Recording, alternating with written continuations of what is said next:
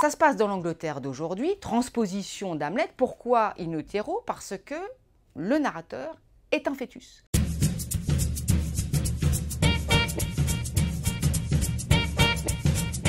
Alors, mon conseil de lecture, c'est un livre qui est apparu cette année, donc très récent, qui est un vrai thriller, donc c'est très bien pour l'été, ça se lit très vite, très bien. Thriller, et pourtant c'est d'un auteur anglais qui ne nous a pas habitués au thriller, qui est Ian McEwan, même s'il a déjà écrit des livres concernant des espions et des agents secrets. Son livre s'appelle « Dans une coque de noix » en français, mais il aurait pu s'appeler « Hamlet in utero ».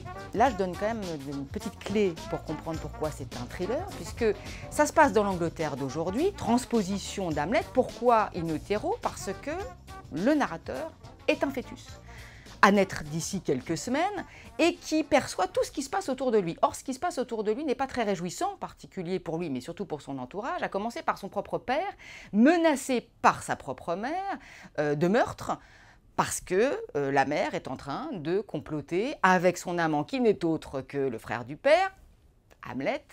La question qui pourrait se poser, c'est naître ou ne pas naître.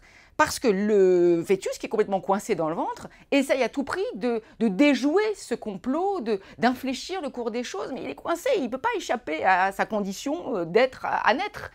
Et donc c'est un thriller parce qu'on se demande s'il va y arriver, comment il va y arriver, sauf qu'il est coincé. Donc on est un peu dans cet enfermement avec des questions qui se posent pour aujourd'hui, sans doute un peu plus profondes que simplement le plaisir de lecture, mais aussi on peut le prendre comme un simple plaisir de lecture. C'est déjà pas mal. Ça s'appelle « Dans une coque de noix », Ian McEwan.